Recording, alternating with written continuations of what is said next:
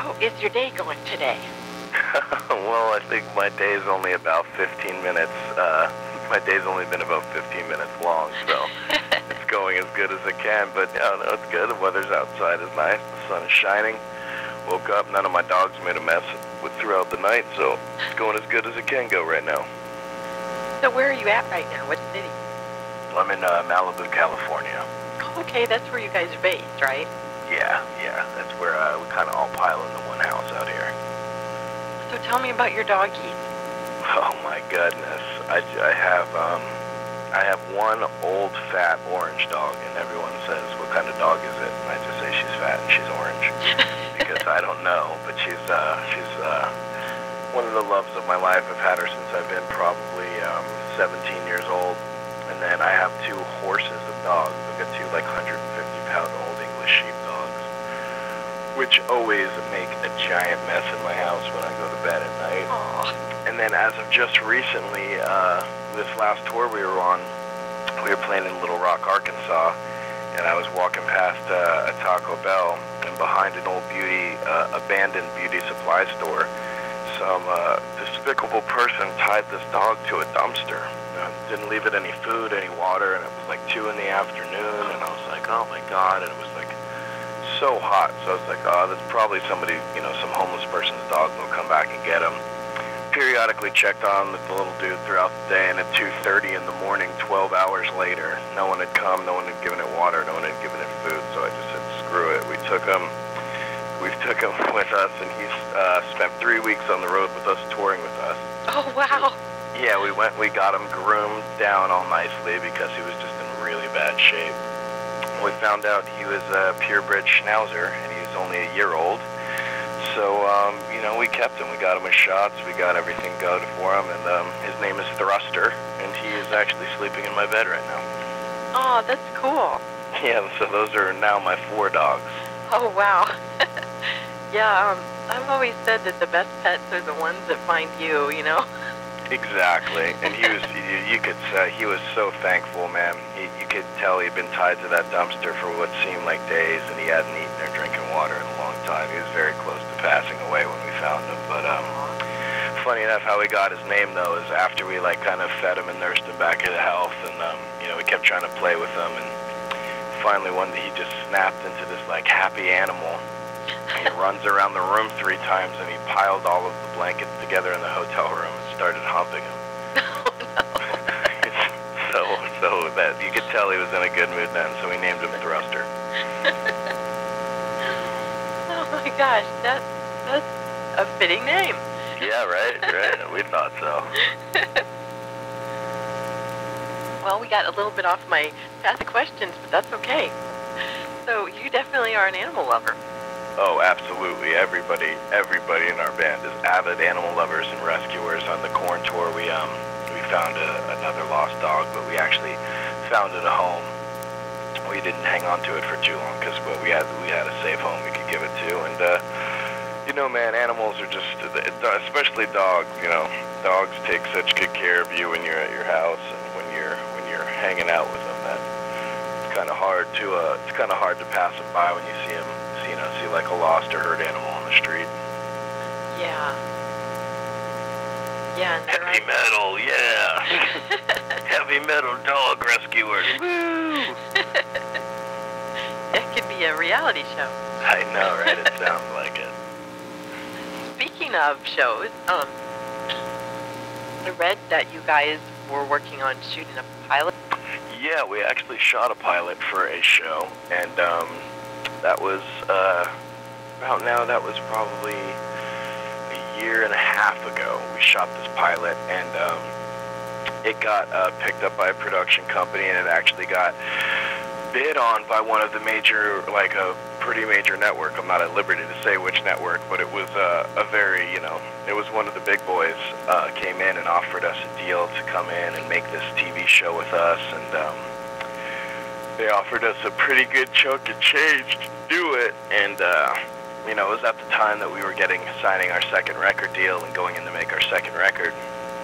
So, the people who were as well as us, but the people who were working with us were kind of like, well, dude, you know, what do you want to do? Do you want to be a band and go out on tour and make records, or do you want to stay in Los Angeles and make TV shows? So as hard as it was to say no to that money and that opportunity, we felt like, we felt like we were best serving our careers and our music careers, which is really what we want to do, going out and making fans one fan at a time and playing concerts for people and kind of just establishing ourselves in the, establishing ourselves as a rock band, as more so than a reality TV star, which I still agree to at this day. But you never know what the horizon holds. We might get a couple more, cool tours under our belt, and then maybe go back to that, because it's always something that's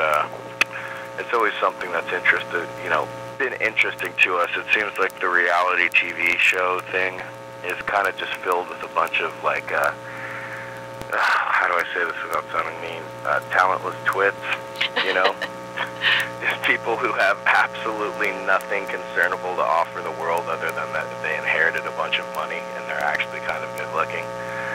So we always kind of wanted to put a show together and, about people who were creative, intelligent, hungry, passionate, and, talented, and, as trying to, create something and put it into the world. We always felt like that's definitely missing in that type of a market. So, maybe one day on the horizon we'll go back and do that, because let me tell you something, I'd love to get paid. Yeah, that's a great thing when you work. Yeah, it's a great, money is a good thing. So the pilot that you did, wasn't that basically like about a rock band emerging, or what was the? No, it's well, yeah, ish. It was basically like the whole band when we're off the road. The whole band lives with my mother and my father, which is they're really cool people. They've been, as you can imagine, they're incredibly patient. And I know it sounds, we live in Malibu, they must be rich. No, we live in a very modest-sized house. Both my parents work very, modest jobs. It's not like, we're definitely not on like a mansion or anything, but when we're off the road and it's the, 4 or 5 of us crammed in this house with my parents, we kind of just filmed for a couple months. Yeah. Kind of my mom yelling at us to take the trash out, like, one clip's like us, like, to a sold-out show of 3,000 people, like, and then the next clip is my mom like, when are you going to take the trash out? Screaming at us. It's kind of a funny, contrast from rock star to, just subordinate, I guess. But we put that together, and the street we actually live on is called Big Rock, so the name of the show is Big Rock. And, people just thought it was really funny seeing these rock and roll kids living in the house with their parents and the, kind of the conflicts that went down between us. Well, that sounds cool. That's a different thing from a lot of the shows that are out there. Oh, yeah. In your own words, can you describe your sound and kind of what your music is about? I would just say we are an aggressive, hard rock band. We really like to find melodies that, we really like to use melody in our music. A lot of metal or hard rock bands kind of go for the monotone screaming type thing, which, there's definitely aggressive vocals in what we do, but we really try to find a song and write songs more so than anything. We try to leave people with memorable songs and, not get too bogged down and, is this a cool guitar solo or is this a crazy drum beat? But, and kind of take, heavy metal and hard rock music back to a time when, people were just writing great songs and stuff like that and using great melodies in their music. Nowadays, it seems like a lot of people look at heavy metal. A lot of people look at melody as kind of like the enemy, but I think there's a lot of ways you can find aggression in melody and use it to your advantage. And we're just a full-blown rock and roll face party. Come check us out. At the end of the day, the best compliment we can get is, I don't know anybody else that sounds like you guys. You guys are, you guys are original. We really try to carve out our own sound. Because if you look at bands, like every band from like Pantera to Sublime, to, Red Hot Chili Peppers to Metallica. Nobody sounded like those bands before they came out, you know what I mean? It was so Pearl Jam. I mean, God, when Pearl Jam came out, everybody and their mother started singing like Eddie Vedder. But he was, you know, he was the first person to do it. And I think if you're, you know, if you're really striving to create something that's lasting and create something that's your own, you try to find your own niche and not really hitch your wagon onto any one genre or trend. If you were asked to describe a little bit about the personalities of each of your bandmates and kind of your dynamic, can you give us an idea about that? Let's see here. Well, my brother, Dave, who plays guitar in the band, he is, Dave's the full spectrum, I would say, because he's really responsible. He works out a lot. He takes good care of himself. And he's, you know, he's definitely the go-to guy when like things like accounting and booking and stuff like that come through the table. But at the same time, he is also the sickest, weirdest dude in the world. He has this switch that can flip where it's just like, we all have this game.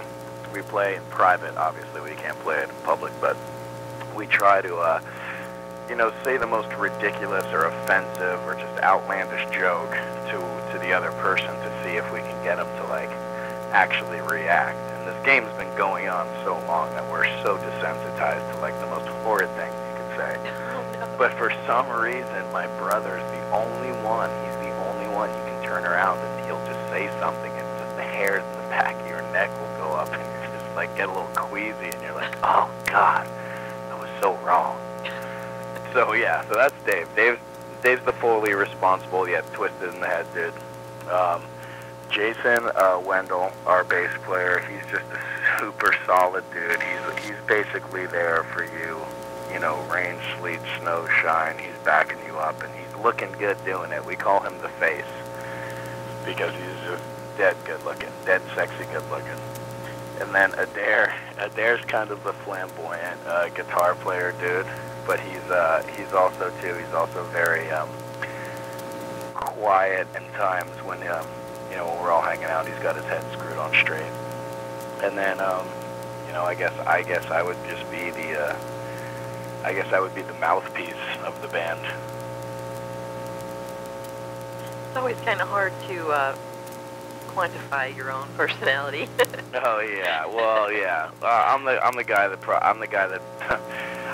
that actually says that takes the game out from private. You know that game I was telling you we play. I'm the one who actually slips up and like says something ridiculous on stage. And I got a perfect example is last night. I get a call from my mom, and she's like, "I'm watching YouTube, and I'm listening to some stuff you said on stage in Arizona." Like I even remember, you know what I mean? We played so many shows, and she's like, "You're despicable. I can't believe you would say something like that on stage." And I'm like, "Oh, Mom, quit spying me on the YouTube." But you know, when we're playing live, it's more about getting a reaction out of the crowd. And sometimes if like some people are kind of being subdued or this or that, I try to say something or do something to kind of shake them out of their funk. I'd rather have people boo me or cheer me.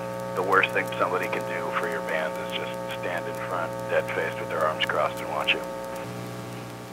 Which one of your songs is the most fun for you to perform, and why do you like it particularly? That's a very good question. We have a song called Get What, and it was originally entitled, you probably have to use some asterisks here, it was originally entitled Get Fucked, but funny enough, there's no, we don't say fuck in the song one time.